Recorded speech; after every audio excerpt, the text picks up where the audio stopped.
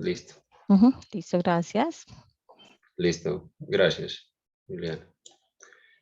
Bueno, de nuevo, pues disculpas por las demoras ahí en la parte técnica. Como les decía, pues vamos a abarcar un tema muy amplio, pero pues para empezar a hablar un poco de todo esto y de los polinizadores y las abejas en particular, primero pues tenemos que hablar de por qué son tan importantes y de la relación tan particular que tienen con las plantas y con los ecosistemas.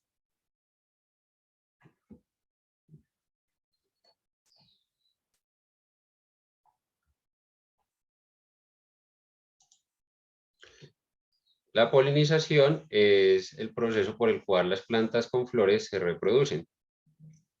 Para que, para que las plantas puedan formar sus semillas que están dentro de sus frutos, pues necesitan que el gameto masculino, que es el polen, ese polvito que muchas veces vemos en las flores, llegue del aparato reproductor masculino de una flor al aparato reproductor femenino de otra de esta misma especie.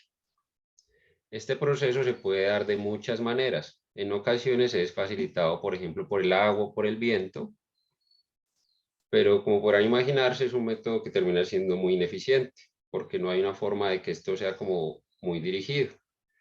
Como en general las plantas no tienen la capacidad de desplazarse, ellas generan otras alternativas, otras soluciones a los problemas o a las necesidades que tienen. Y en este caso es el de asociarse con un animal que sí tiene esta movilidad. Y este animal se conoce como un polinizador. Él se encarga de llevar el polen de una flor a otra y así se va a dar este proceso que va a permitir la fecundación de la flor que visita. De este proceso, pues depende la reproducción de la gran mayoría de las plantas con flor y por lo tanto, de ahí serían muchos productos que son muy importantes para nosotros como humanos y la supervivencia y es indispensable para la supervivencia de los ecosistemas terrestres por la reproducción de las plantas. Hay muchos animales que son polinizadores, no solamente las abejas. Tenemos aves como los colibríes, tenemos murciélagos, muchas especies de moscas, las mariposas y las polillas, algunos mamíferos, principalmente los murciélagos, tenemos escarabajos y algunos tienen asociaciones como muy especializadas, muy únicas con plantas particulares y otros pueden visitar como distintos tipos de plantas. Por ejemplo, el cacao, de donde obtenemos el chocolate, es una planta que es polinizada por moscas. O las pistayas o el ágave, que es de donde se obtiene el tequila, son plantas que son polinizadas por murciélagos. En general tenemos que entender que para que este proceso se dé como de forma adecuada en las zonas de cultivo y en los ecosistemas naturales, es indispensable pues que tengamos una diversidad de polinizadores en ese entorno, de distintos grupos y distintas especies que faciliten esta labor. Por eso es importante tener claro y en el radar todos estos grupos, a pesar de que, bueno, hoy nos vamos a centrar y vamos a hablar especialmente de las abejas. ¿Y por qué siempre hablamos de abejas cuando hablamos de polinización? Aquí de nuevo vemos en esta gráfica cómo se da el proceso de polinización. Esta abeja en particular es una abeja angelita, que la especie es Tetragonis angustula.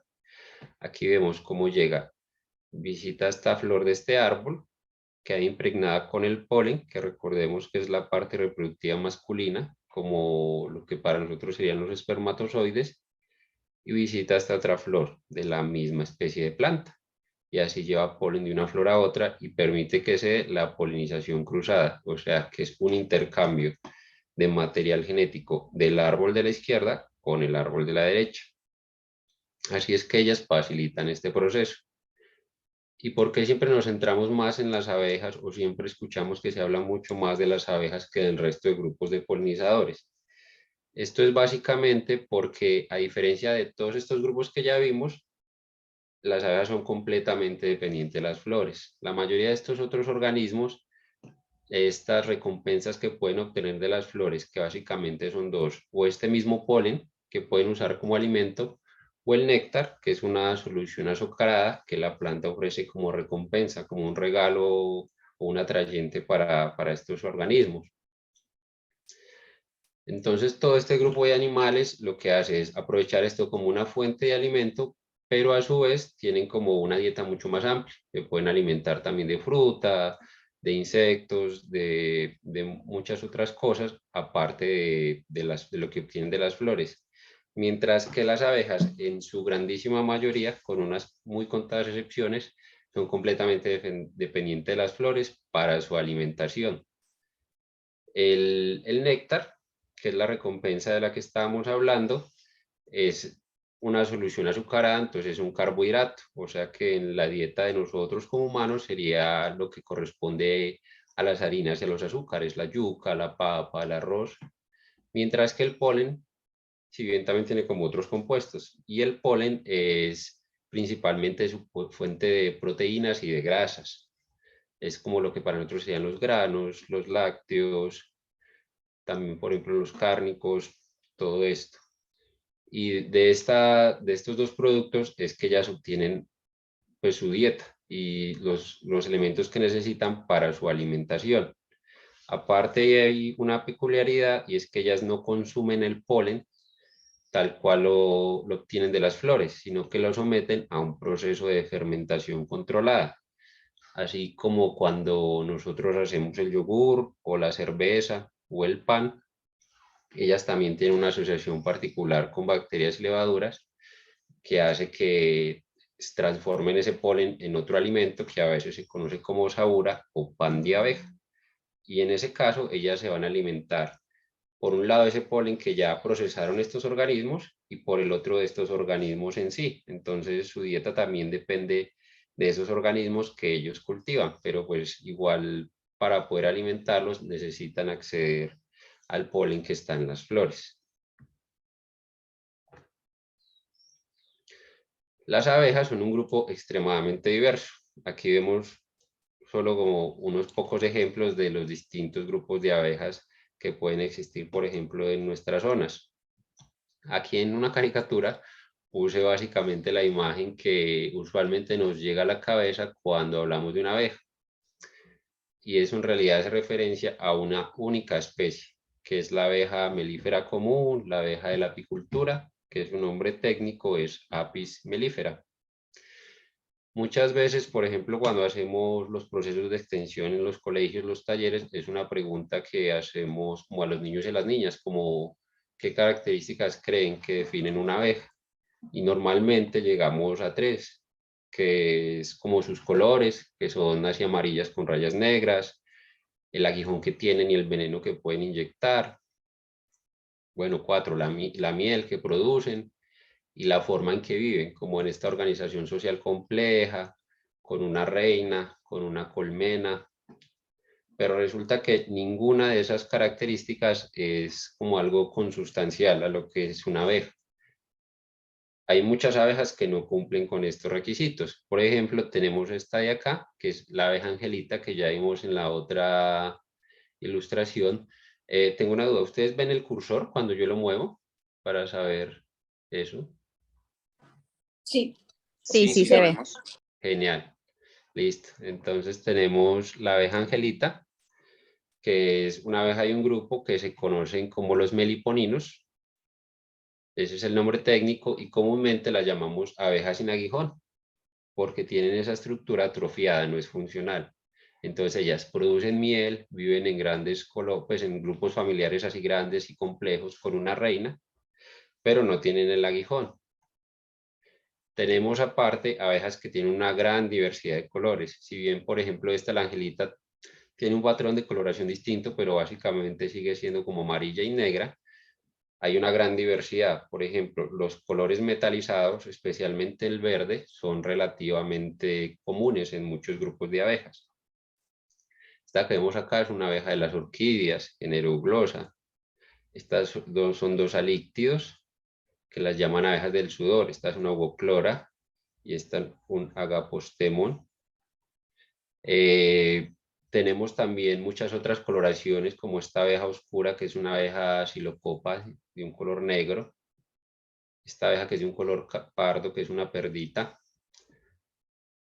Y así como hay una gran diversidad de colores, también hay como una gran diversidad de tamaños y diferencias como en el cuerpo. Algunas tienen como unas formas que nos recuerdan más a lo que reconocemos con una abeja, pero otras tienen una forma corporal ya muy diferente, que muchas veces nos recuerda más como a lo que podemos reconocer como una avispa. Entonces a veces no es fácil a simple vista saber qué es una abeja o no. Pues una característica importante pues a simple vista es la relación pues tan particular que tienen con las flores. Aunque hay muchas avispas que también se alimentan de néctar, entonces también por ese lado podríamos confundirnos. Así como hay una diversidad en colores y digamos en la forma que se organiza el cuerpo, también hay muchos tamaños. Aquí vemos un ejemplo muy particular que es una comparación muy chévere entre dos abejas. Esta que es la más pequeñita de Norteamérica, la perdita mínima, y esta que es una abeja del género Psilocopa, una abeja carpintera, que es colosalmente más grande. Esta abeja tendrá un largo de unos 2 milímetros, la perdita, mientras que esta puede tener unos 3 centímetros de largo.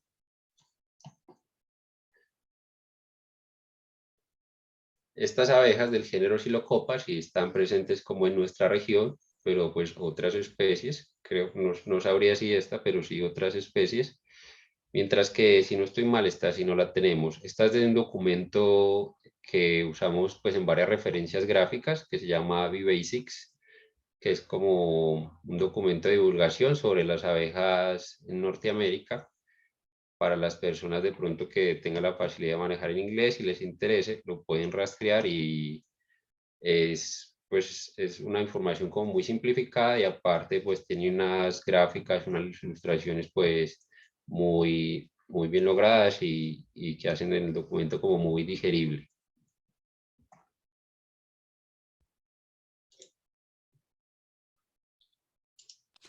¿Puedes repetir esa fuente, por favor?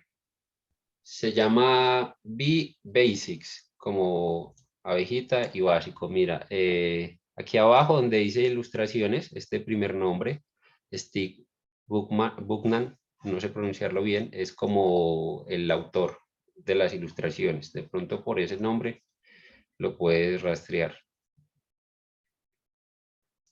Gracias. Con gusto. Así como hay tanta diversidad, también si sientan la libertad pues, de intervenir y hacer preguntas en cualquier momento, si están, pues si son como el tema en particular, para no desviarnos mucho y las podemos resolver sobre la marcha. Así como hay tanta diversidad de formas y de tamaños y de colores, pues también hay una gran diversidad de comportamientos. Entonces tenemos unas abejas como las abejitas sin aguijón, que también tienen una vida sin colonias, donde se organizan y tienen sus reservas de alimento, unas castas, que es como una separación de labores y que viene dada como desde el nacimiento de la abeja, donde tenemos los machos, las obreras y la reina. Y tenemos otras abejas que ya tienen una vida muy distinta, que llamamos normalmente abejas solitarias. En estas abejas, digamos que cada abejita vive a cuenta propia. Tienen su nido, recogen alimento para alimentar a sus crías, que es lo que vemos en esta ilustración, y se alimentan ellas mismas, pero no tienen unas reservas así de miel. Entonces son abejas que si bien igualmente tienen un valor muy importante como polinizadores, no almacenan miel. Algunas tienen unos nidos en las que solo una madre pues es la responsable por todas las crías, pero desde eso a una organización tan compleja como la que conocemos en la abeja común o en las abejas sin aguijón, pues hay una gran diversidad de comportamientos como de gradientes. Si volvemos acá a la anterior, a ver, que a veces se me confunde. Ay, no. Hay abejas, por ejemplo, como estas, que es el abejorro, el bombus, que es la abejita que aparece en el billete de 5.000, si se han fijado. Cuando sale el páramo, en este billete sale pues el páramo y esta abejita que es muy común en los páramos, otras especies, pero es básicamente esta forma. Estas también tienen una organización social pero sin una diferenciación como tan definida de castas. Otras abejas como las euglosas, digamos que tienen una organización en la que son como compañeras de apartamento, ocupan como un mismo espacio, pero normalmente cada una se ocupa de, si bien entre todas se ocupan del espacio que tienen en común, cada una se ocupa de su alimentación y de sus crías. Es importante pues tener como, hablar un poco de esto y tener unas nociones un poco como que nos sirvan de base para entender que todo esto va a tener implicaciones a la hora de conservarlas, porque como es un grupo tan diverso, pues hay que tener también acciones diversas y estrategias diferentes para poder conservar a todas las abejas. ¿Y qué amenazas enfrentan las abejas? Aquí en la foto vemos una de esas abejitas de las orquídeas, de esas que estamos hablando, que viven así como compañeras de habitación. La más importante en general para la diversidad y para la biodiversidad es la pérdida y fragmentación del hábitat. Esta es la amenaza mayor para cualquier organismo. Pero aparte de estas hay muchas otras. Por ejemplo, otra es la falta de información. Dentro de la forma de conocimiento que nosotros construimos, pues lo que no conocemos como que no existe. No lo vemos, no lo reconocemos y en esa medida pues tampoco lo protegemos. Entonces es también un punto como bien importante para poder conservarlas. Otro punto clave es el manejo agrícola. Muchas veces estos manejos y la forma de producción no respeta como las dinámicas de los ecosistemas, los homogeniza y hace que disminuya la biodiversidad en esas regiones. En algunos casos, ¿cierto? Hay modelos que son más, digamos, más amigables con el entorno y otros que son muy agresivos. Y por otro lado tenemos la parte que tiene que ver con la política pública, que en general no hay tanta regulación para su conservación y su manejo, o muchas veces existe en el papel, pero no se aplica de la forma correcta. Ahora vamos a ir desglosando como todo esto con un poco más de detalle y con más calma. ¿Y qué esfuerzos se han hecho para conservarlas? Pues a nivel mundial ya existe una preocupación para la conservación de los polinizadores en general y hay un documento muy importante que ha servido de soporte para apoyar como estos procesos en distintos lugares, que es este, que también es un documento de uso libre que pueden rastrear en internet, que es el IPBES, que es la plataforma intergubernamental sobre la diversidad biológica y servicios ecosistémicos. Y tienen el documento del 2017 que es enfocado en polinización. Este es un estudio muy completo que abarca como información de muchos lugares del mundo y ha servido de soporte también como para facilitar regulaciones o planes de cooperación para la conservación de estos organismos.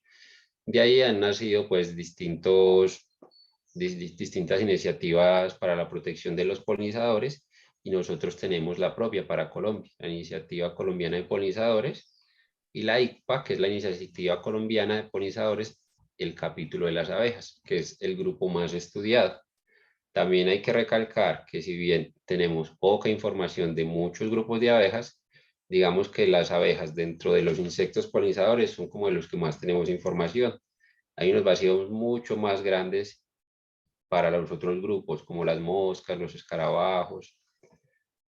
Este documento también está libre en internet y lo pueden buscar. Y a partir de eso, surgió un plan de acción de esta iniciativa colombiana de polinizadores, que es un documento que también está en internet y también se lo recomiendo. Ese sí puse aquí un QR por si quieren rastrearlo. Ahí los lleva a un blog donde se genera información en torno a esta iniciativa y donde pueden encontrar un enlace de descarga. En función de este plan es que vamos a desarrollar como el resto de la charla, porque ahí se plantean como unos lineamientos, unos ejes de trabajo y un trabajo muy completo que nos permite como abordar la temática, como todos los actores que están involucrados y también como unos objetivos a corto y mediano plazo para poder pues, conservar estos organismos en nuestro país. Esta es la portada del documento. tenemos básicamente 5 ejes de trabajo que vamos a ir desglosando uno por uno para hablar de, pues de qué se trata cada cosa y de cómo podríamos abordarlo pues desde las distintas posiciones que tengamos, ¿cierto? Ya seamos desde la academia, como personas, pues como personas simplemente como ciudadanos, no sé si algunas personas sean del sector como agrario, desde la industria. Hay que entender que la polinización es un tema que es transversal, ¿cierto? Porque pues es indispensable para los ecosistemas terrestres, que es donde nosotros también pues vivimos. El primero es el conocimiento, la evaluación y el monitoreo. Desde este eje, pues la primera pregunta que se plantea es cuáles especies están en Colombia y qué sabemos de ellas. Resulta que todavía nos falta mucha información acerca de esto. Para Colombia creo que se han reconocido algo más de 500 especies de abejas, pero se cree que la cantidad de especies debe ser como al menos el doble.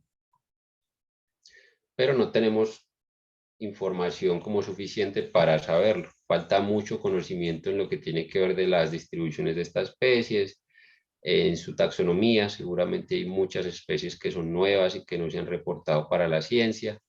Y para esto es básico el trabajo que se hace desde las colecciones, no solo con Disculpa, abejas. Sí, cuéntame. ¿esas 500 que se han identificado son meliponinis o incluye otras especies también?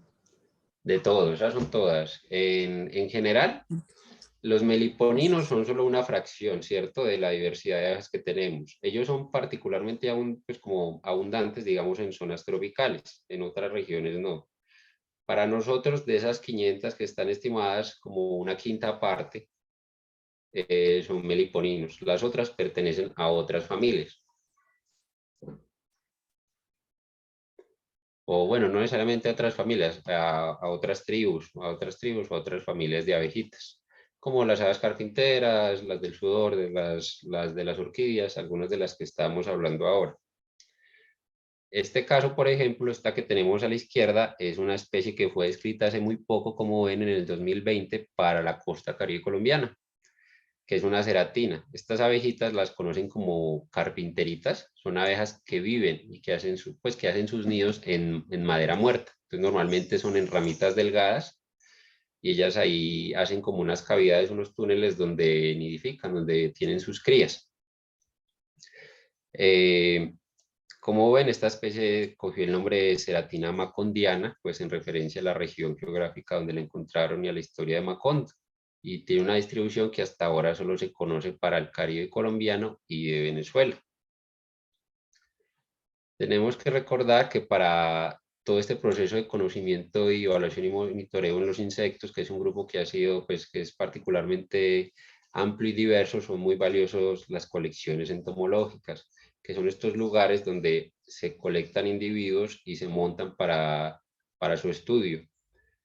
En estas colecciones lo que se hace es tener una información de cada uno de estos organismos, donde se incluye dónde se colectó, a veces cómo se colectó, quién lo hizo, en asociación con qué planta estaba, la ubicación geográfica de esta muestra, y toda esta información debe ser pues almacenada y puede ser usada en futuras investigaciones para obtener información de esa especie en particular o de ese grupo de especies.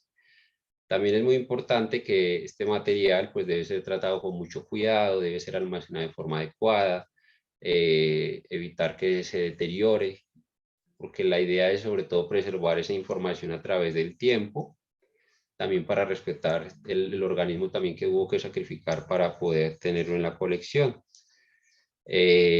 Para Colombia pues hay algunas colecciones de abejas. Nosotros desde el grupo de investigación y desde el trabajo de la fundación pues nos hemos apoyado mucho en el laboratorio de abejas de la Universidad Nacional de Bogotá, y ahora pues la idea es poder como establecer también una colección de abejas en la Universidad Tecnológica de Pereira. Este espécimen que vemos acá a la derecha es un caso muy particular que se encontró acá en Caldas.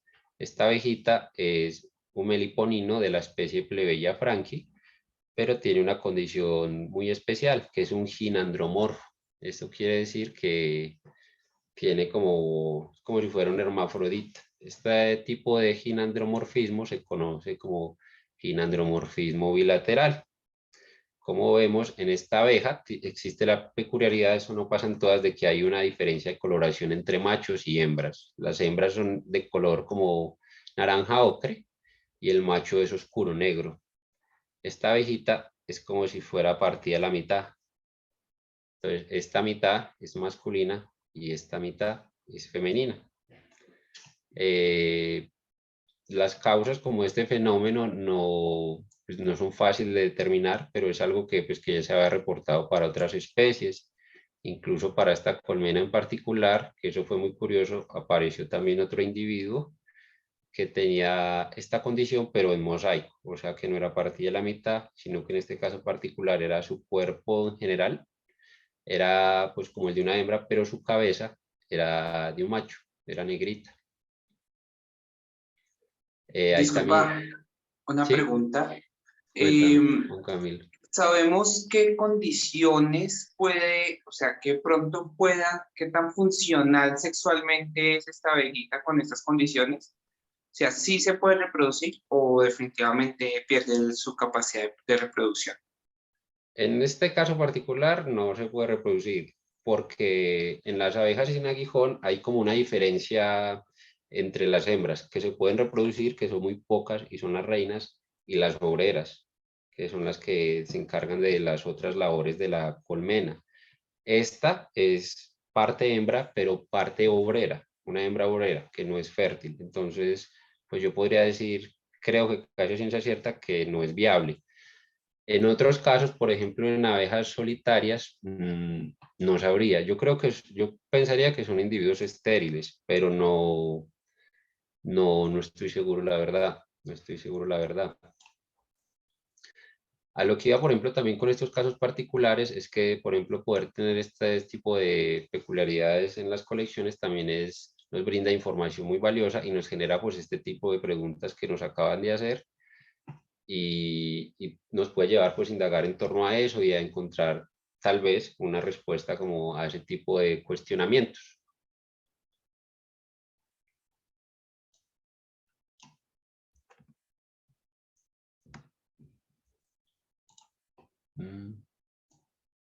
Denme un segundo.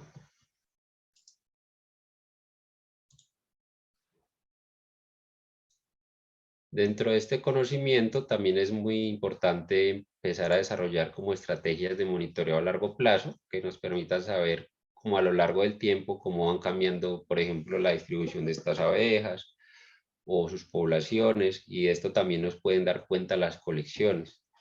Por ejemplo, a partir de esto podemos también ir viendo cómo está afectando el cambio climático a las poblaciones de abejas. Algunos estudios pues ya se han hecho al respecto.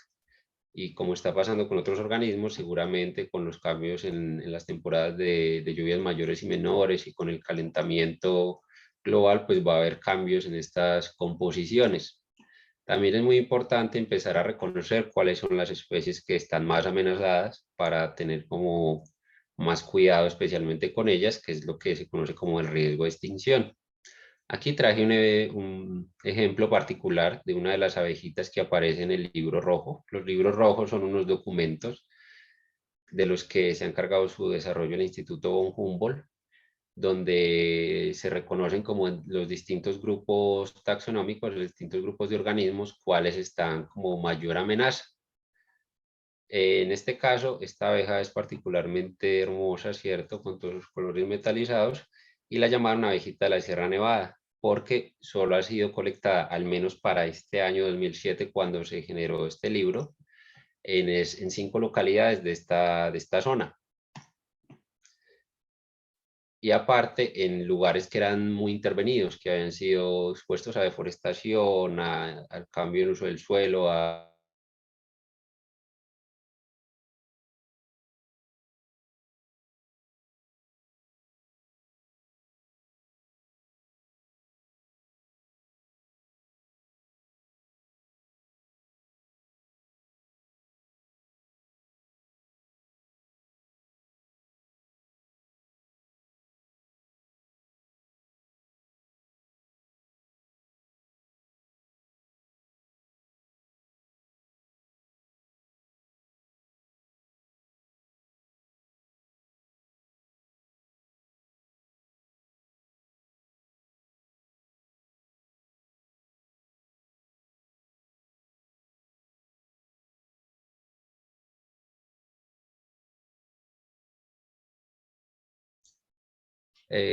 Hola. Perdimos la presentación. Dale, ya vuelvo.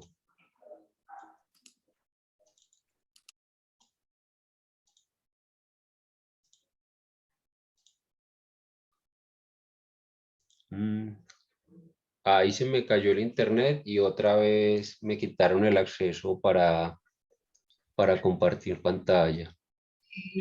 Dani, dame un minuto porque no sé. Ya te arreglo. Dale. Fue un bajonazo que tuve acá con el internet. Y ahí, bueno, les termino como para no dejar el hilo mucho como de esa parte de la historia. Por ejemplo, con estas abejas también para poder conservarlas es muy importante saber cómo con qué tipo de plantas se relacionan y de qué manera. Este caso particular, esta abeja es también del grupo de la tribu Glossini, o sea, las abejas que llamamos abejas de los perfumes o de las orquídeas, porque aparte de tener esta relación tan particular con las flores en la que se alimentan pues del polen y del néctar, ellas usan otro recurso, que son las fragancias que producen algunas plantas. Y solo lo usan los machos, como con intenciones de marcar territorio o de atraer a las hembras. No sé si en el chat de pronto hay alguna pregunta que podamos ir resolviendo o alguien tenga una pregunta. Hola, buenas tardes. Yo tengo una pregunta con respecto a lo que su merced habló al inicio. Es sobre lo de la fermentación del polen. ¿Esto solamente se da en Apis mellifera o también se da esto en meliponas o se da en todas las abejas como tal? Es una generalidad para todas las abejas. Es una generalidad. Ellas fermentan su alimento y tienen como, de eso se sabe muy poco como en la relación particular que tienen como cada abeja con el grupo de microorganismos, pero en general tanto las abejas que son sociales como las que tienen una vida como más solitaria, todas tienen ese proceso y esos microorganismos son como indispensables para el desarrollo, por ejemplo, y para la nutrición de las larvas, de los bebés de ellas. Por eso también es muy importante tener en cuenta que en ese orden de ideas, por ejemplo, también la aplicación en los cultivos de los fungicidas o de bactericidas puede tener consecuencias también en la nutrición de las abejas, porque puede hacer que ellas pierdan también parte de estos organismos con los que están asociados si, digamos, visitan una flor que terminó como impregnada de esos productos, porque la van a llevar, la van a poner en la celda y su alimento no va a tener el proceso que debería tener.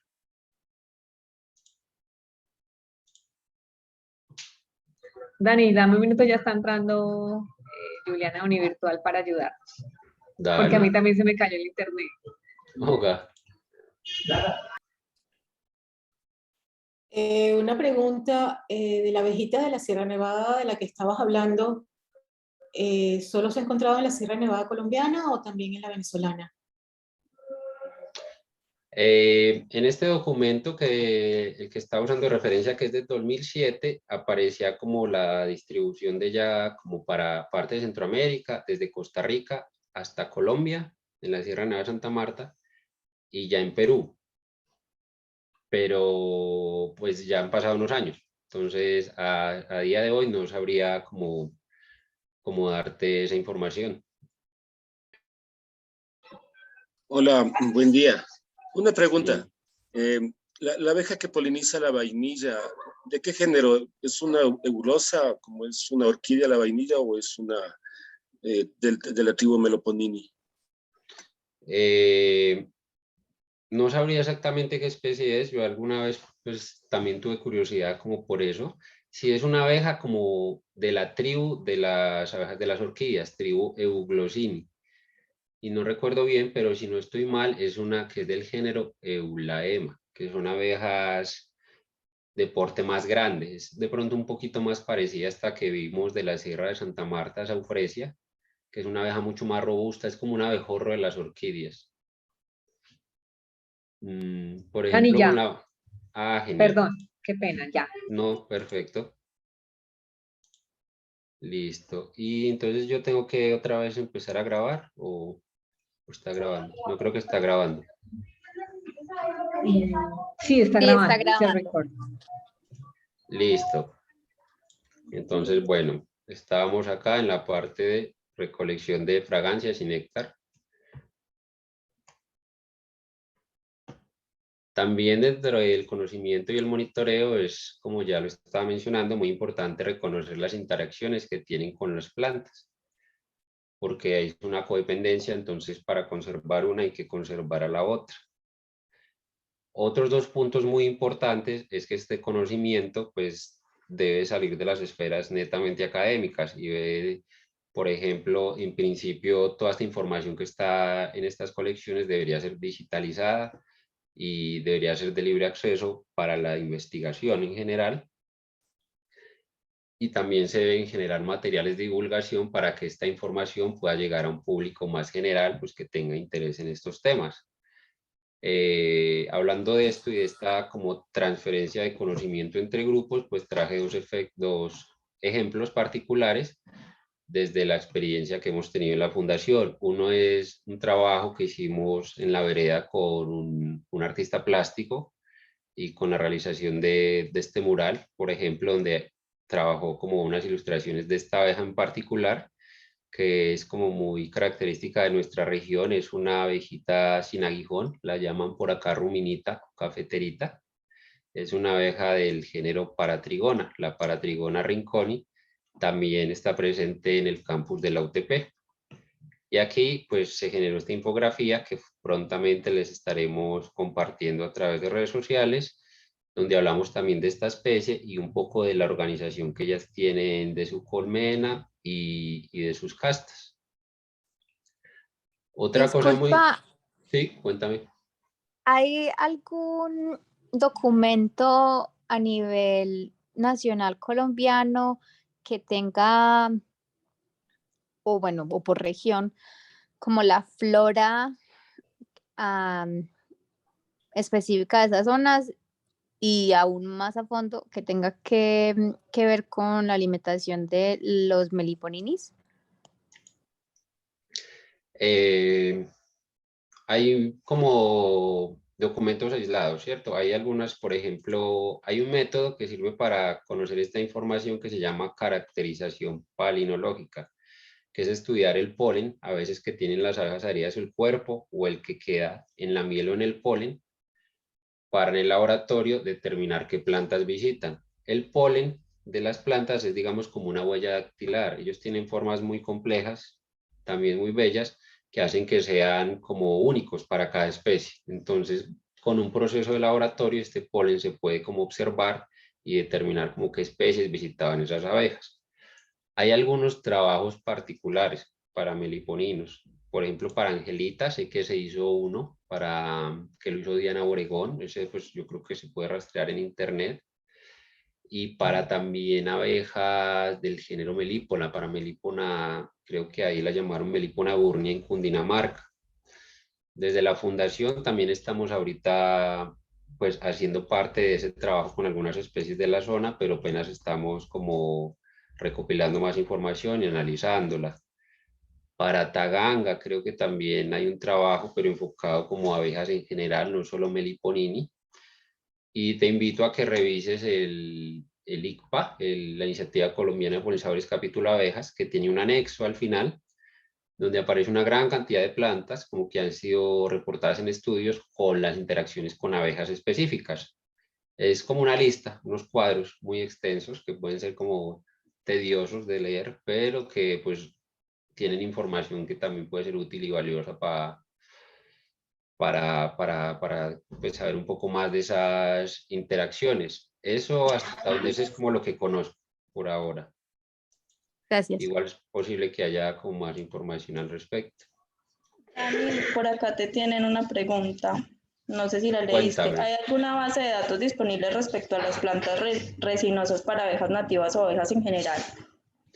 Plantas resinosas. Él ahí está haciendo referencia a otro recurso que normalmente aprovechan las abejas del que no hemos hablado, que son las resinas con las que ellas elaboran el propóleo, que es como una una mezcla entre esas resinas y otros compuestos, secreciones salivales, a veces parte de la cera que ellas producen, y eso es muy importante para ellas para el mantenimiento de sus nidos, para sellar fisuras, y también aparte tiene una capacidad como antibacterial y antimicrobiana que sirve como material de limpieza y de construcción, entonces es muy valioso para ellas. Información concreta en torno a eso no conozco, la verdad, pero también no conozco, no sé si la haya, pero no la conozco. Otro punto muy importante para tener en cuenta, especialmente con todo lo que son las abejas sin aguijón, es que su cría y manejo también hace parte de un conocimiento tradicional. Recordemos que estas son abejas que se han desarrollado en estos ecosistemas y que han estado en contacto como con las comunidades indígenas y campesinas, y ellos han tenido sus formas de manejo y aprovechamiento de esas colmenas. Entonces hay un conocimiento ahí que también es valioso y es de rescatar y de valorar. Otra forma en la que se puede contribuir a la generación y al almacenamiento como de toda esta información es a través de la participación ciudadana. Falta mucho por hacer para que esto sea como más eficiente, pero por ejemplo un caso particular es esta plataforma o aplicación que se llama iNaturalis. Es como estas aplicaciones que te permiten identificar organismos.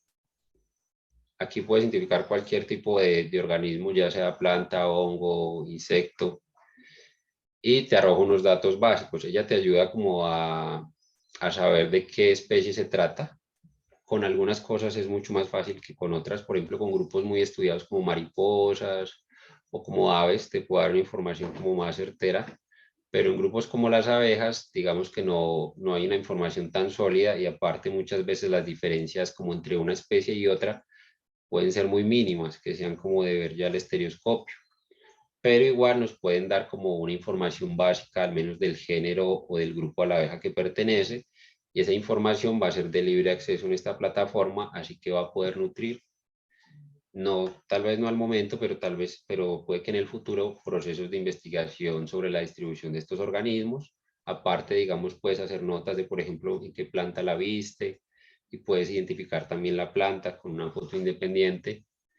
Entonces hay como un potencial para generar una participación ciudadana. En este año, por ejemplo, desde el Instituto Von Humboldt han hecho como unas jornadas en algunas ciudades para hacer como un levantamiento de la flora y la fauna como de esas ciudades, a través también de, si no estoy mal, también de esta aplicación. Creo que ya se hizo como en Armenia, y sé que también se va a hacer en Manizales. Son como 6 ciudades del país, pero no las tengo todas presentes. Dani, Sí. Diego, otra pregunta. ¿Podemos contribuir con información de las colonias presentes en nuestra región? Y para sus trabajos de investigación, ¿cómo hacerlo? Es una pregunta bien amplia, ¿cierto? Pero hay una organización que creo que puede ser pues un referente para eso, que se llama Solatina, que es una organización suramericana o latinoamericana de abejas, donde hacen unos censos, sobre todo enfocados en la pérdida de colonias, tanto para Apis mellifera como para abejas sin aguijón. Ellos hacen un censo anual donde se evalúa, como donde cada apicultor o meliponicultor hace un registro de cuántas colonias nuevas tiene, cuántas salieron, cuántas murieron, si se murieron, por qué se murieron. Entonces es una información que se recoge pues a gran escala como de toda la región, y que a futuro puede pues derivar en políticas o en acciones como de conservación. ¿Qué es lo más importante para que esa información sea útil? Pues que uno tenga unos registros juiciosos. Si ustedes tienen colmenas naturales, por ejemplo, tener simplemente como la referencia es valioso, pero si tienen colmenas que sean en manejo, es importante que tengan unos registros de, por ejemplo, de la procedencia de esa colmena, de la sanidad, para que esa información pueda tener como un valor a la hora de hacer un ejercicio investigativo. No sé exactamente en qué región estés, pero bueno, eso depende mucho como de también el interés que en esta región particular la academia tenga sobre este tema. Hay regiones que ha habido como más procesos de investigación, que hay más, digamos, grupos asociados o que hay colecciones, y hay otras en las que hasta ahora pues apenas se está generando. A la larga, pues lo que se espera y lo que debería es que se generen como más interés en general, pero, pero pues sí, eso depende de muchos factores. Sí, ahí yo creo que no quedó como resuelta del todo la pregunta, pero pues es como lo que podría decirte por ahora.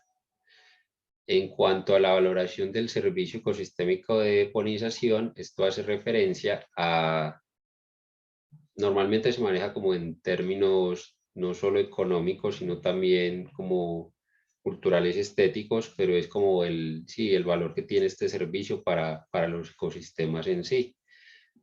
Pero es algo que es de mucha minucia, porque la relación que los organismos tienen con otros organismos pues tiende a ser muy compleja y con muchos matices.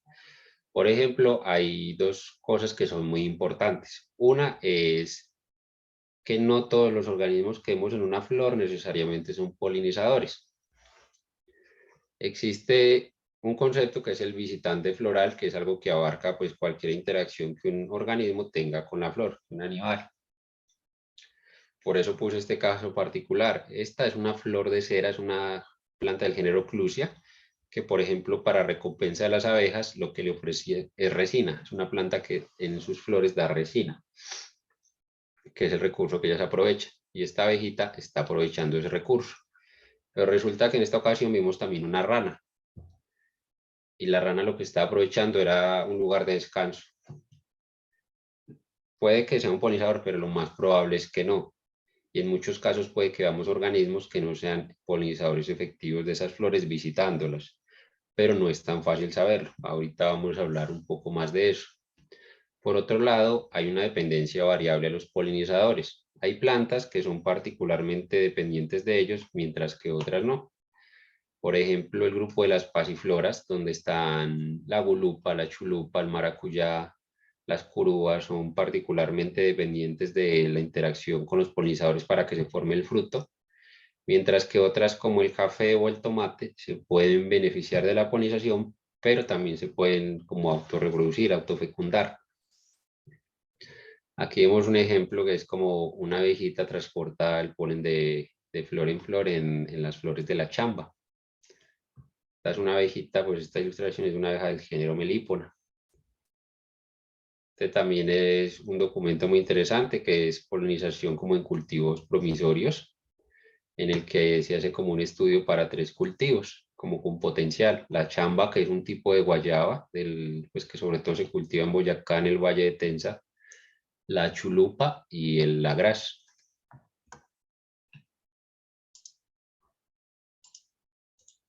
Aquí vemos, por ejemplo, el caso de la chulupa, para explicarles como lo del polinizador y el visitante floral.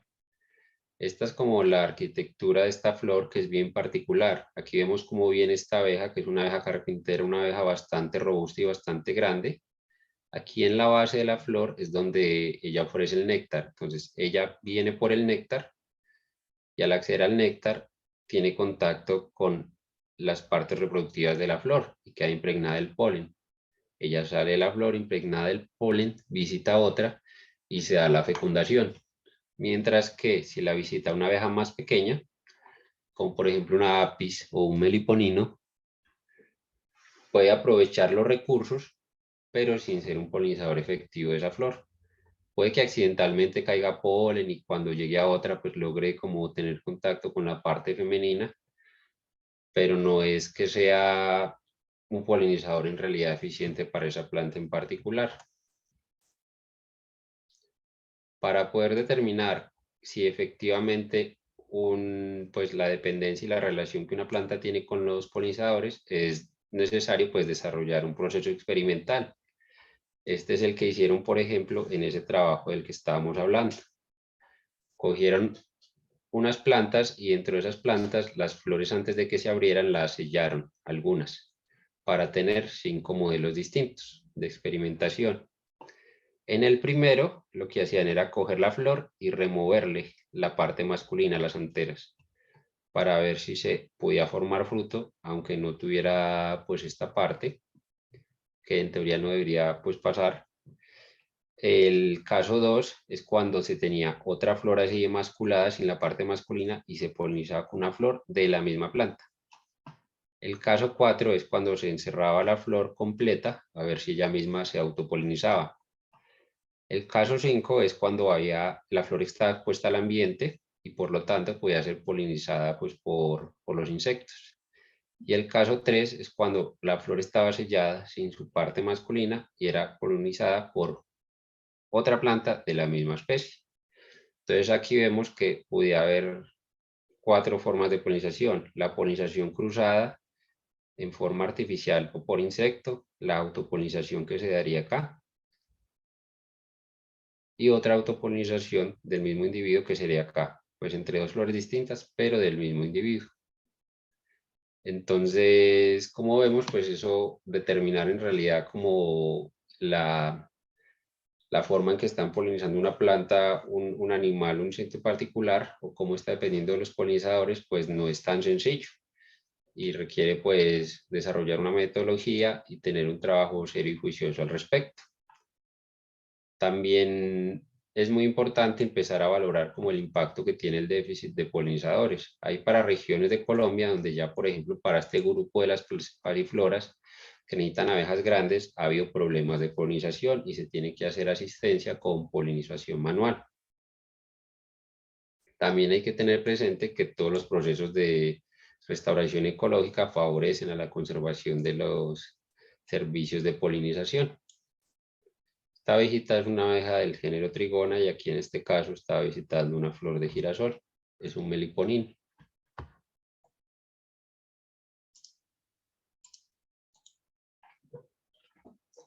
Otro punto muy importante es la promoción de hábitats saludables para los polinizadores. Como ya hablamos, lo más importante es la conservación de su hábitat. Y en ese mismo orden de ideas, pues lo más peligroso es la pérdida de esos hábitats.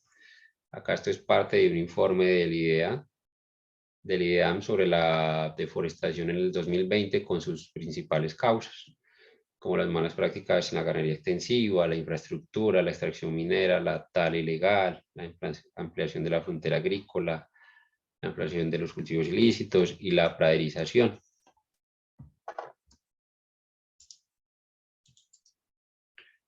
Y aquí vemos como hay unos focos como muy específicos donde se ha concentrado al menos para este año, la deforestación. Y como ya pues muchas veces hemos visto en noticias, pues ahí ahorita se está dando un impacto muy fuerte, sobre todo en la región como más norte del Amazonas, de la selva amazónica.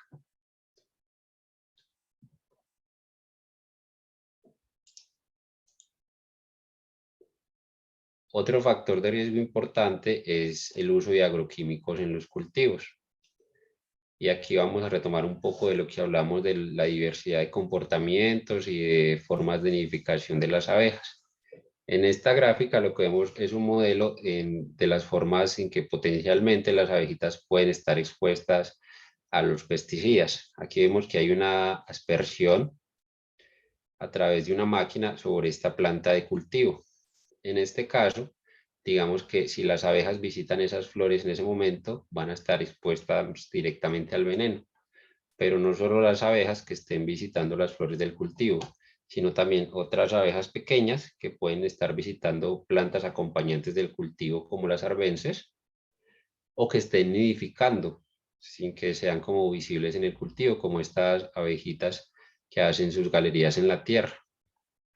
Aparte, esta forma, por ejemplo, tan poco localizada de aplicar como estos productos, puede hacer que el aire la disperse pues a distancias relativamente amplias, afectando pues zonas aledañas, donde puede haber, por ejemplo, colmenas de abejas manejadas, en este caso apis, pues porque esta es pues en el contexto este es un estudio en Norteamérica, pero también puede ser, por ejemplo, una colmena de abejas sin aguijón, en otras plantas que estén cerca del cultivo, pero que sean plantas silvestres, o en sustratos que sirvan de nidificación para grupos particulares de abejas, como esta que es la carpinterita, como la que hablamos, que la macondiana, que es una especie la costa Caribe, que nidifica así en madera muerta.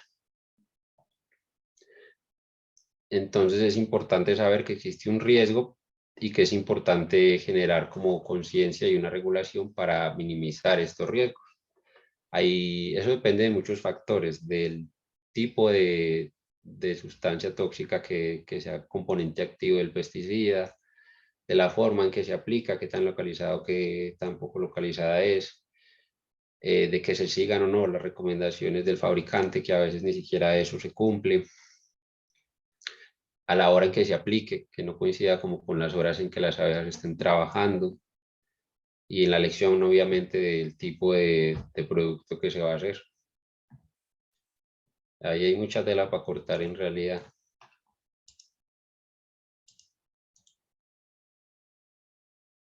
Otro tema crucial en esta área, pues en este eje, es el mantenimiento y restauración de los hábitats para garantizar pues el bienestar de estos organismos. Por eso es esencial pues mantener y proteger las áreas protegidas, generar procesos de reforestación, generar planes de ordenamiento territorial y una regulación y una política pública. Acá en este esquema, que lo saqué el documento del que les hablé antes del ICBES, vemos como a una mayor diversidad pues a un hábitat de mayor tamaño, sin fragmentación y más diverso, tenemos pues una mayor diversidad de polinizadores. Y a medida que el paisaje se va fragmentando y homogenizando, pues vamos perdiendo polinizadores. En este orden de ideas, una estrategia que se puede asociar a estas áreas intervenidas para garantizar como el servicio de polinización es diversificarlas a través de distintas estrategias. Por ejemplo, en los cultivos, la asociación con árboles nativos, los cercos vivos, las zonas de respetar zonas de, sobre todo las riberas o entre los cultivos, zonas de bosque natural o de rastrojo.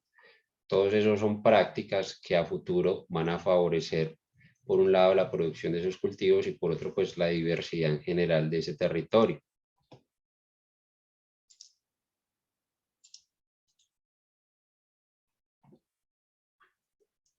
Dentro de las estrategias de conservación y restauración, pues hay muchas que ya son, digamos, de un orden más macro, que dependen de entidades como, por ejemplo, como las CAR, de programas de gobierno, de programas de las alcaldías y las gobernaciones, pero también nos compete a todos y a todas, como parte del ecosistema, pues poner nuestro granito de arena como en todos estos procesos. Una estrategia que hemos llevado a cabo desde los procesos de extensión es los jardines de polinizadores que hemos realizado en la UTP y en los colegios. Básicamente sembrar flores diversas en un área que sirvan para embellecer ese espacio, para generar conciencia de la relación de las aves con la flor y para ofrecerles un recurso alimenticio. Normalmente se hace como un proceso participativo en el que las niñas y los niños pues nos ayudan como adoptando y sembrando estas plantas.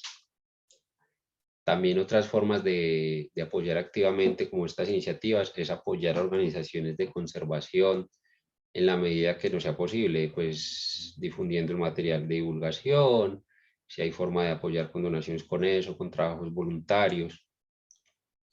Y también la participación ciudadana, desde los derechos que tenemos como ciudadanos en poder elegir, por ejemplo, qué dirigentes vamos a escoger que estén como acordes o que estén afines a políticas de conservación para nuestra región, que es parte de nuestra responsabilidad, saber por quién votamos y a qué le apunta pues ese plan de gobernanza. Dani, aquí te hacen dos preguntas. Sí. ¿Qué grado de afectación tienen las abejas en general con respecto al conflicto por las abejas africanizadas y cómo podemos solucionarlo? A eso iba. Listo, dale. Te leo la otra. Sí, la otra. Algunas variedades en específico respecto a las flores. Bueno, sí, esa pregunta es chévere porque, por ejemplo, muchas veces en redes sociales y con muy buenas intenciones nos comparten como infografías de especies que podemos sembrar para las abejas. Entonces yo he visto que normalmente dicen margarita, caléndula, romero, y son plantas como que no aplican a nuestro contexto, nos están hablando de puras plantas introducidas. Como queremos conservar son las abejas de nuestra región, lo primordial es que sembremos flora nativa. Eso va a variar mucho de región en región.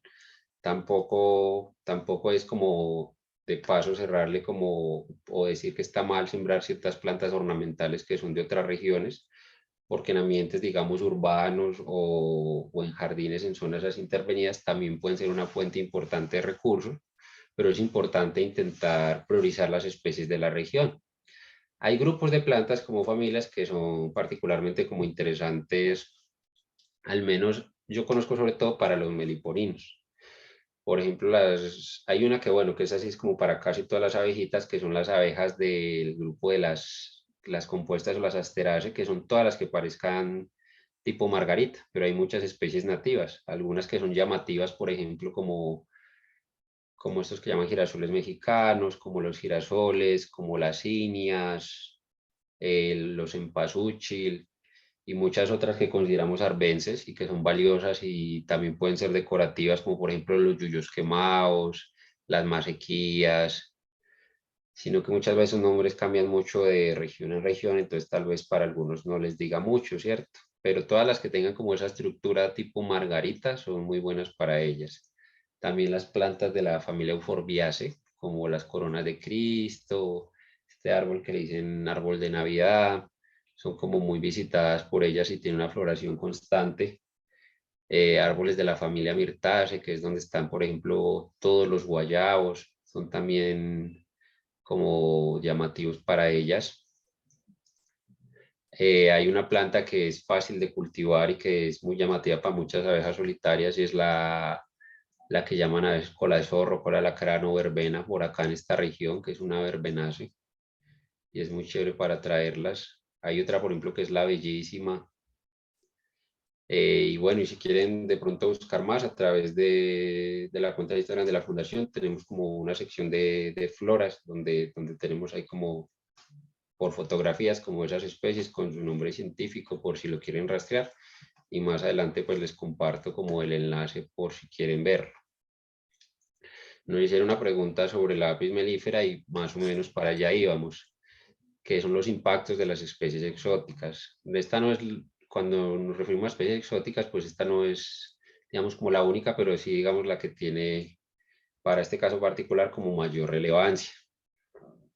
Este normalmente es la abeja que asociamos con esa palabra de abeja, pero es una especie que para nosotros no es nativa, que fue traída del viejo mundo, porque hay variedades como europeas, otras africanas, otras asiáticas, para nuestro continente, con el interés de poder pues manejarla y poder aprovechar los productos de su colmena. Pero resulta que, bueno, aquí ya teníamos unas especies que ocupaban ese nicho. El nicho es como, digamos, la función que un organismo ocupa en el ecosistema. Entonces hay varias, pues digamos, peligros potenciales con la presencia de una especie exótica como esta. Por un lado es el desplazamiento de nicho. Digamos que ellas aprovechen algunos recursos de forma muy eficiente y compitan y pongan en aprietos como el alimento de otros grupos de abejas o incluso de otros polinizadores diferentes. Otro que es particularmente importante para los meliponinos es la competencia por lugares de nidificación. Esto sobre todo para las abejitas sin aguijón de porte más grande, que buscarían como orificios muchas grandes en árboles para nidificar. Entonces necesitan un orificio grande y un árbol. Obviamente el árbol tiene que tener pues buena envergadura, es un árbol viejo, que ya son mucho más escasos, sobre todo en ambientes intervenidos. Y es mucho más probable, por la estrategia de reproducción que tiene la apis, que es mucho más acelerada, que ellas lleguen a ese lugar que una abeja sin aguijón. Eso sería otro peligro. Y por otro lado está la transmisión de patógenos y enfermedades. Por ejemplo, para estos últimos años han llegado dos nuevos como enfermedades para las apis, el pequeño escarabajo de la colmena y la loquia americana. Y a ciencia cierta no se sabe qué impacto puede tener en las especies nativas, pero pues es una amenaza que está ahí latente. También por ejemplo, yo hago parte también de una cooperativa que es de apicultores y meliponicultores. En mi praxis solo trabajo con abejas nativas, pero también estoy cercano, digamos, al gremio. Y pues yo entiendo que puede ser una forma, digamos, de producción que puede ser como, pues que puede ser responsable con el entorno y que en muchos casos, pues la polinización, por ejemplo, de grandes extensiones de cultivo, no se puede dar por condiciones naturales, precisamente porque el ambiente ha sido tan alterado y tan homogenizado que no va a haber cuándo. Entonces se debe recurrir como a este tipo de abejas. Es un tema bastante delicado y que depende mucho como de cada contexto, pero por ejemplo sí es muy claro que por ejemplo este tipo de abejas no deberían ser manejadas como en áreas protegidas o muy cerca de estas áreas, y que si el interés en realidad es la conservación, lo que se debe priorizar es las abejas nativas, no hablando únicamente de abejas sin aguijón, sino las abejas nativas en general.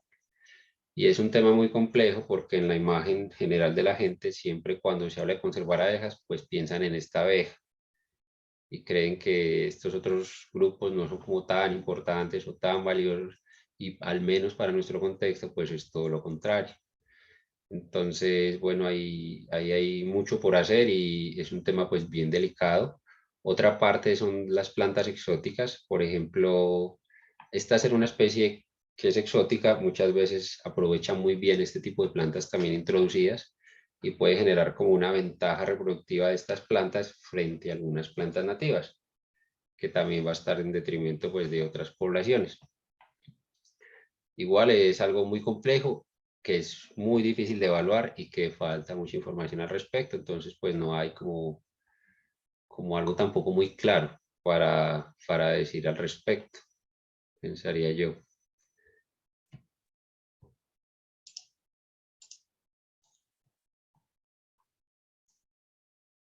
Otra cosa, otro punto de trabajo desde los ejes es el fortalecimiento de capacidades y participación.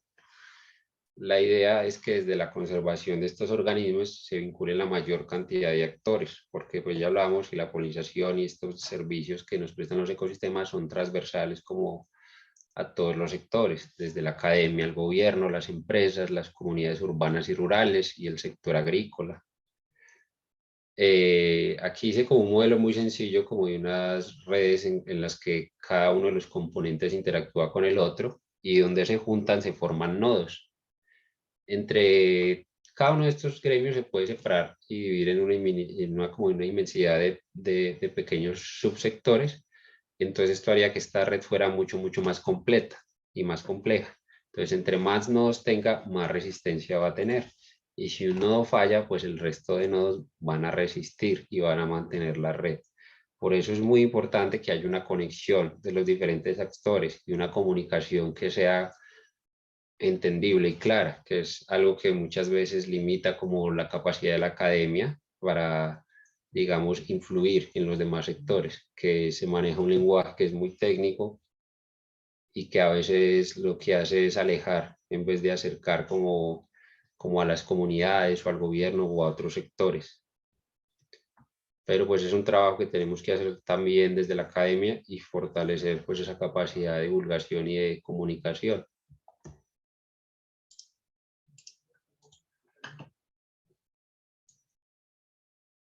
Otro punto importante desde este eje es implementar y fortalecer programas educativos a todos los niveles. Aquí traigo dos ejemplos concretos. Uno, este es el último taller, donde estuvimos realizando pues un taller de educación ambiental enfocado en abejitas en la Escuela Santa Teresita en Pereira. Aquí está parte del equipo de trabajo del grupo Bioecos. Aquí vemos a Andrea y a Gira que nos están colaborando con la logística del evento. Desde la fundación tenemos un programa de formación, acompañamiento de custodios y custodias de abejas nativas, donde se forma y se acompaña un proceso enfocado sobre todo en la meliponicultura, pero también donde hablamos de la diversidad de polinizadores y otros grupos de abejas. Pero es muy importante que esto se dé en todos los sectores, también desde la universidad o desde, por ejemplo, los tomadores de decisiones o las instituciones que tienen que ver con la regulación y la conservación de la biodiversidad.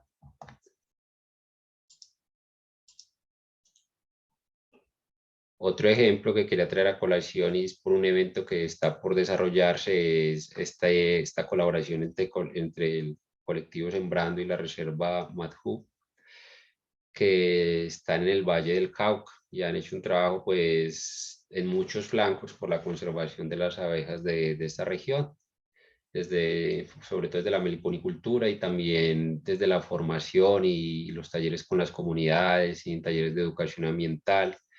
y desde la elaboración de material gráfico, que es un material que es muy valioso y que sirve mucho como para generar empatía con las personas. Esta, por ejemplo, es particularmente linda, esta de que vivan todas las abejas, y es un material, por ejemplo, que en el Día de las Abejas, en la conmemoración que se hizo acá en Manizales, pues gracias a que ellos nos facilitaron este material, se pudo usar, por ejemplo, para una sesión de estampado de camisetas, que se hizo en uno de los ecoparques acá de la ciudad. También ahí les dejo la inquietud para que busquen al colectivo Sembrando pues en Instagram y en Facebook por si quieren pues saber más del trabajo que realizo.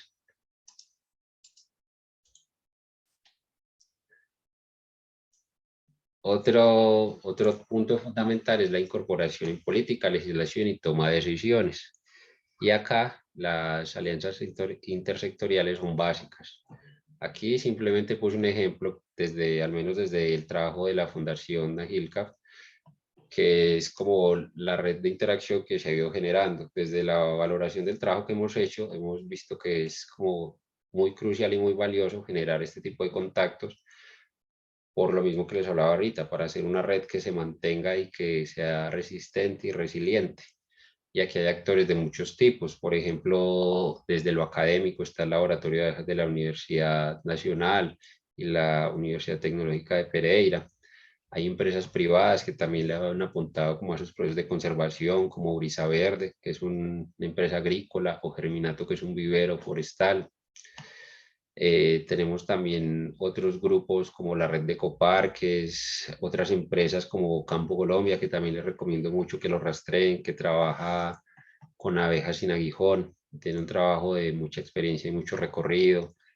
Grupos de base social como la Cooperativa de Apicultores y Meliponicultores de Caldas, o como el colectivo del profesor Totumo.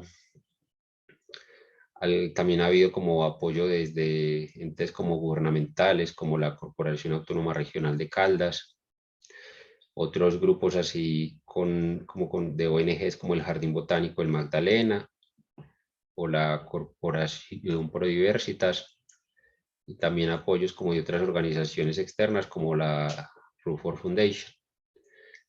A lo que voy con todo esto es que entre más entes estén involucrados y vinculados en el desarrollo de proyectos, pues más sólidos y más duraderos se pueden crear a través del tiempo, como estas alianzas y estos procesos de formación, de conservación y de capacitación.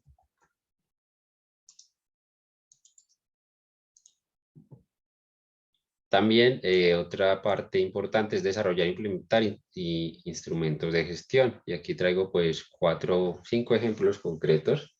Uno que es el que usamos de base para desarrollar esta charla, que es el Plan de Acción de la Iniciativa Colombiana de Polinizadores, que es un esfuerzo muy grande, sobre todo pues desde la academia, pero pues que es impulsado como por el Ministerio de Ambiente. También a ese nivel nacional, por ejemplo, ahorita se está generando la normalización de competencias laborales para la meliponicultura. Estas son como unas especies de modelos de evaluación que sirven para garantizar como que una persona tiene las competencias para desempeñar una actividad concreta. Por ejemplo, para la apicultura ya está elaborada y que puede dar cabida a que se desarrollen, pues, por ejemplo, planes curriculares o asesorías como en temas particulares de la meliponicultura. Entonces, que es algo pues como muy valioso. En ese orden de ideas también para Caldas se está desarrollando la norma de regulación y promoción de la meliponicultura, que es algo que apenas está como iniciando la formulación, pero que por fortuna está al frente de Juan Osorio, que es alguien que tiene experiencia y conocimiento en lo que tiene que ver con abejas nativas. También Disculpa, tenemos... SENA está creando currículo para meliponicultura, ¿y dónde está disponible? No, todavía no. La idea es que eso suceda. Eso es como un proceso y esta normalización de competencias laborales es la base para que eso se dé. Ahorita apenas están como en la formulación de esos criterios, como de los conocimientos que en teoría debería tener un meliponicultor para poder instalar un meliponario, para poder vivir una colmena, para manejar los productos de esa colonia. Y ya cuando esa normalización sea un hecho, pues ahorita solo está en elaboración, ya ellos estarían como con la potestad de poder generar una malla curricular en torno a eso, si por ejemplo hay una demanda, pero una demanda pues que lo amerite. Y esa es la idea, ¿cierto? Que se pueda gestionar eso, pero apenas está como en el primer pasito, está como en el papel y está en desarrollo. O sea que se demora. Sí, no sé qué tanto, pero sí. Ah, bueno, gracias. Sí. Por lo menos desde el SENA de la seccional de Risaralda, sí sé que, por ejemplo, desde la formación en apicultura han hecho acercamientos a la meliponicultura. Y también, no me acuerdo, en Arauca o en Casanare también ha pasado, pero ya depende como de los instructores. Ha sido como más una iniciativa desde los instructores de esas áreas en particular. También tenemos esta ordenanza para la protección de abejas y otros polinizadores de Caldas, que ahorita pues ya tiene un plan de acción, pero que con ella pasa algo muy parecido con la ley para que se generó este año, que son leyes que, si bien buscan la protección de abejas y otros polinizadores, pues en su forma están muy inclinadas hacia la apicultura, y pues sus recursos y sus esfuerzos están ante todo dirigidos hacia allá, a pesar de que pues también hay una mención y unas responsabilidades en torno a los otros polinizadores. También hay que resaltar que estos dos casos son enfocados a meliponicultura, y que pues todavía queda mucho para hacer en los otros grupos, que son menos estudiados y como, digamos, menos carismáticos, porque digamos que no tienen como el atractivo de tener unos productos de la colmena, pero que también son muy valiosos como polinizadores. Entonces que también todas estas iniciativas tienen que propender por el cuidado de todas las abejas y de todos los polinizadores. También otra parte esencial es incorporar pues los conocimientos en polinización y polinizadores a los programas curriculares a diferentes niveles.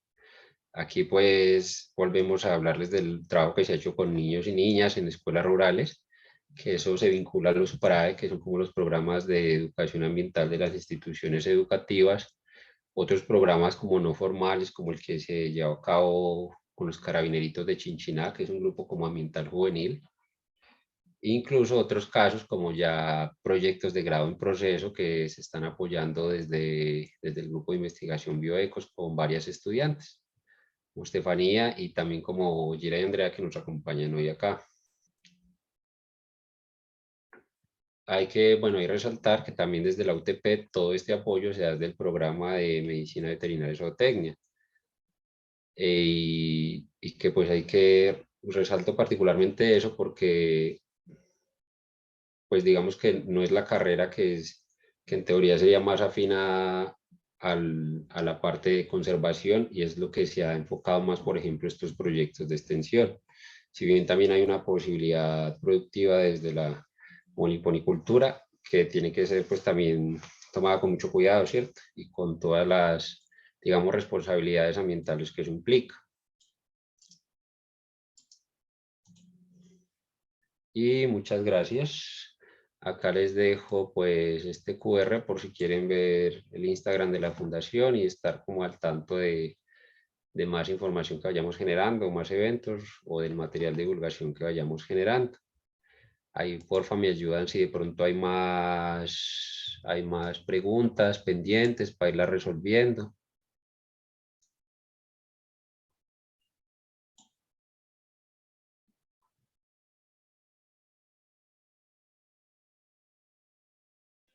Sí, desde Ecuador.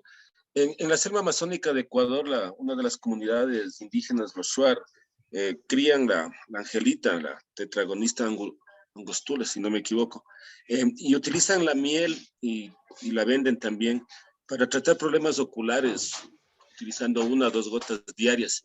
¿Qué opinas sobre esta práctica, este remedio, qué tan efectivo podría ser? Gracias, David. Pues como ya hemos hablado, pues hay unos saberes tradicionales que también son muy valiosos y muy importantes de rescatar de este tipo de abejas y en general de la biodiversidad. Y todo ese uso y manejo que les haga el saber tradicional es muy valioso. Aquí en la región cafetera donde nosotros estamos ubicados, también hay un común uso tradicional, particularmente de esa miel, para tratar infecciones oculares y en los oídos. Desde el soporte científico, pues sí falta mucha información al respecto. Pero tradicionalmente es algo que se ha hecho y que ha sido pues valorado por las comunidades y que pues tiene efectividad desde el saber empírico. Desde lo académico lo que falta es pues darle como una validez, un análisis a ese tipo de uso, ¿cierto? Que sí es muy importante, que hay que tener en cuenta que las abejas, digamos, tienen un proceso muy limpio de elaboración de la miel, pero como pasa con la mayoría de los productos alimenticios, pues el problema muchas veces está en la manipulación. Entonces que, por ejemplo, lo que se hace acá, que es una práctica como pues, muy incorrecta, a mi parecer, que se hace muchas veces una extracción como de cacería, que se saca la colmena del monte, del tronco donde esté o de la tierra para robar la miel y se dejan tan malas condiciones que se muere. Eso en principio pues es súper nocivo, pero aparte pues en todo ese proceso pues la miel se llena de impurezas y de suciedad. Si se va a usar miel con un propósito medicinal, pues es muy importante que se tenga mucha claridad de qué procedencia tiene y que se confíe como en las prácticas que tiene la persona que la procesa o que la maneja. Tener en cuenta también que estas mieles son mucho más propensas a la fermentación pues, que la miel de apis, entonces también es un material como de más cuidado. Pero a mí me parece súper valioso y muy de rescatar todos esos saberes tradicionales que hay en torno a los productos de la colmena y aquí también se hace.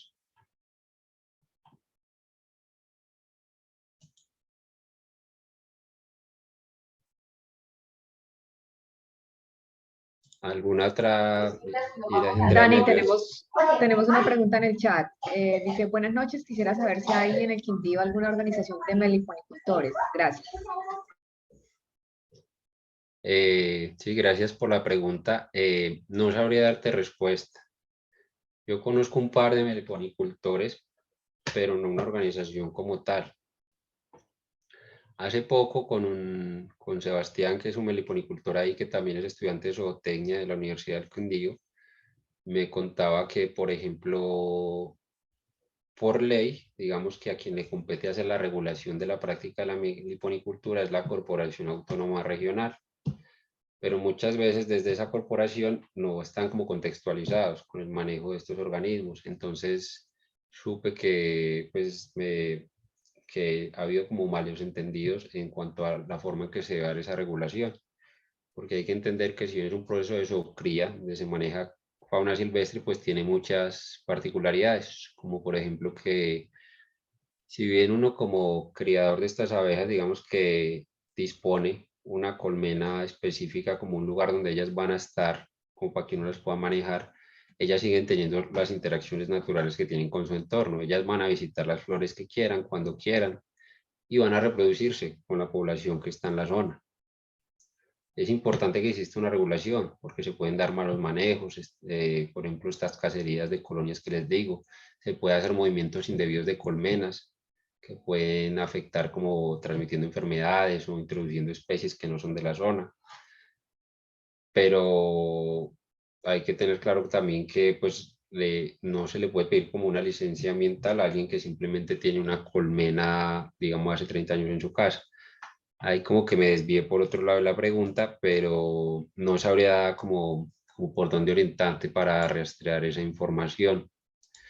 Sé que desde el SENA también quieren empezar a hacer algo desde el Quindío, pero no sé cuándo ni cómo, pero yo sé que desde el SENA existe el interés. Entonces, si de pronto tenés acceso a algún contacto o si puedes ir al SENA y comunicarte con el instructor, la instructora encargada de la parte de apicultura, tal vez ahí puedas conseguir algo de información.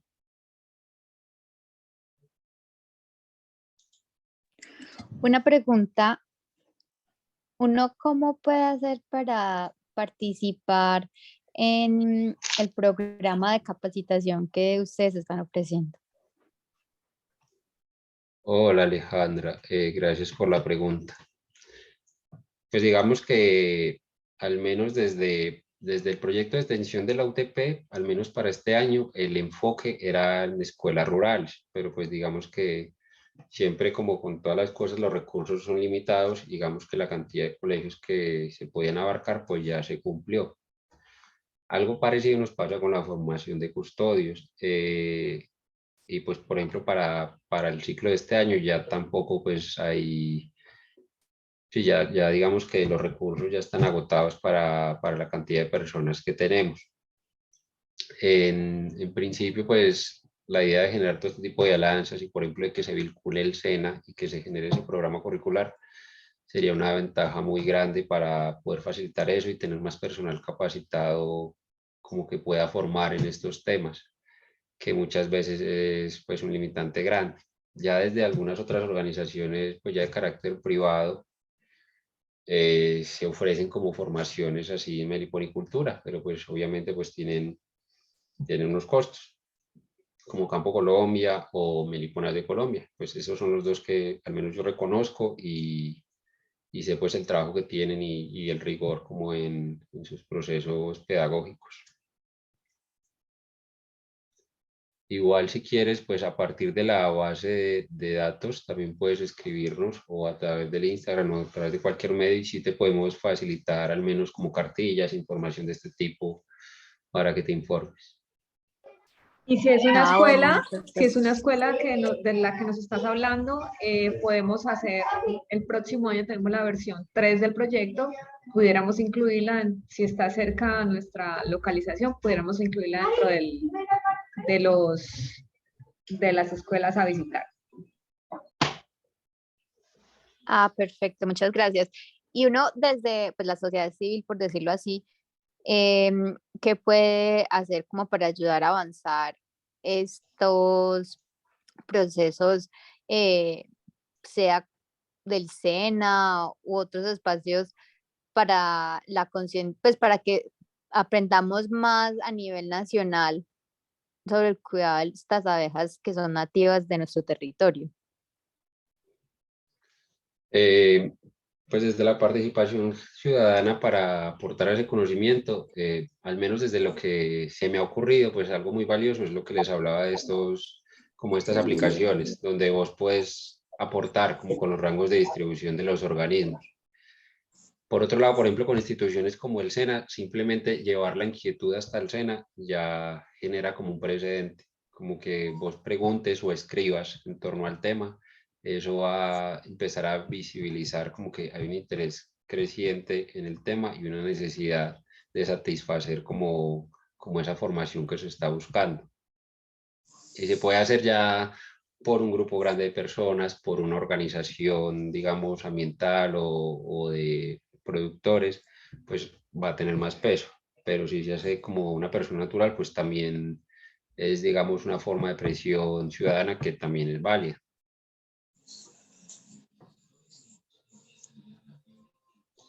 Igual depende pues, de muchos Gracias. factores, ¿cierto? Dani, hay una pregunta en el chat que Martín nos pregunta que quisiera saber las alternativas de alimentación. Pues hay que tener claro que pues, el mejor alimento para ellos pues, van a ser las flores que visitan y las que son propias de su zona, ¿cierto?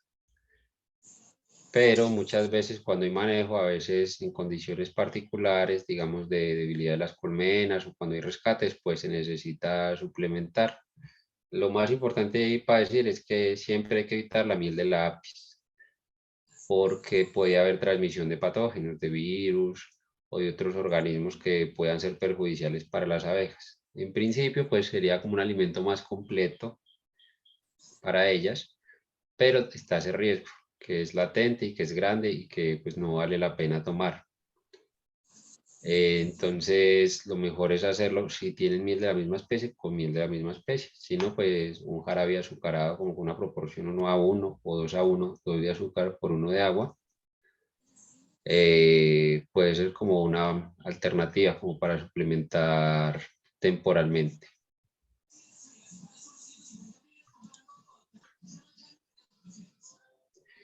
¿Hay alguna otra pregunta pendiente? Sí, por mi parte, sí. ¿Qué características tiene la miel de melípona que hace que su miel sea más fermentable o que se fermente más rápido? Hola, William. Gracias. Cuando me dices de melípona, a veces cuando nos referimos a melípona se hace una generalización como a todas las abejas sin aguijón, pero pues técnicamente se presta para confusiones, porque melípona es solo un género, que son las abejas más robustas, más grandotas. Meliponinos son todos, aunque esta cualidad de que sea como más delgada se aplica para casi todas las especies, que tenga un mayor contenido de humedad, que hace que sea más factible de fermentarse. Resulta que estas abejitas son propias de zonas tropicales y zonas tropicales con una como alta humedad atmosférica, mientras que las abejas apis son propias de zonas más secas. Entonces, para ellas, el método de deshidratar la miel hasta un punto muy elevado, pues funciona muy bien. Mientras para estas especies que están en un ambiente que tiene una humedad ambiental tan alta y tan constante, es como que la capacidad no les da para deshidratarla hasta ese nivel. Entonces, lo que ellas naturalmente hacen es como mezclar esta estrategia de deshidratación con una fermentación controlada, algo parecido a lo que hacen con el polen. Incluso en algunos lugares, en Brasil por ejemplo, hay personas que esta miel para conservarla la dejan que termine ese proceso de fermentación controlada. El problema es que cuando ya se extrae esa miel de la colmena es muy fácil como hacer que llegue otro organismo distinto al que debería estar ahí, pues, entre comillas, y que digamos altere ese proceso de fermentación. Para evitarlo, pues hay estrategias, algunas, por ejemplo, la cadena de frío y otras la pasteurización. En lo personal, prefiero la cadena de frío, a pesar de que pues, puede ser más complicada, ¿cierto? Pues me refiero porque siempre la tienes que tener en la nevera. ¿Hay alguna otra duda pendiente?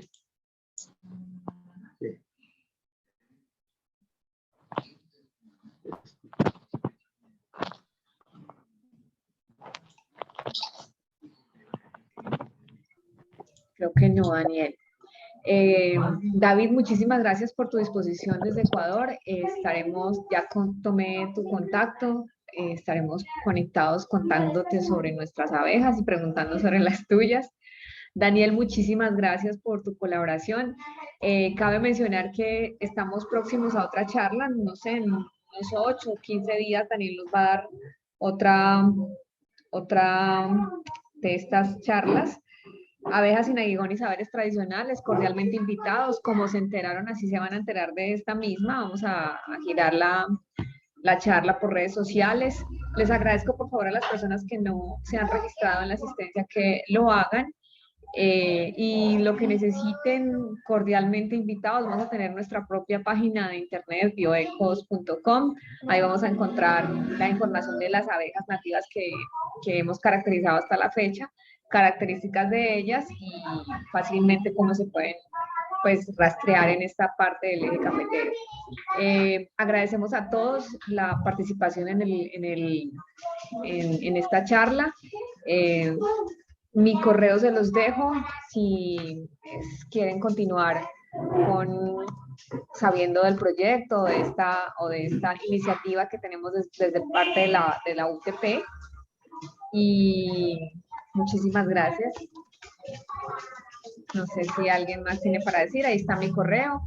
Si hay alguien interesado en que se hagan las jornadas de educación en las escuelas, me dejan en contacto y nosotros los podemos agendar para las charlas del próximo año. Daniel, no sé si tienes algo más para agregar. No, de nuevo agradecer como la asistencia. Pues la virtualidad nos ofrece como esta posibilidad de comunicarnos así desde las casas, pero pues también sabemos que no siempre es fácil sacar el espacio y ajustarse como a los tiempos que podemos ofrecer. Entonces, les agradecemos mucho y también gracias a Lidia, Gira y Andrea por encargarse de la logística. Listo, no, muchísimas gracias. Y a todos por su tiempo. Nos veremos en unos 8 o 15 días con otra de las charlas interesantes que nos dicta Daniel. Gracias, Lidia. Linda noche. Hasta luego.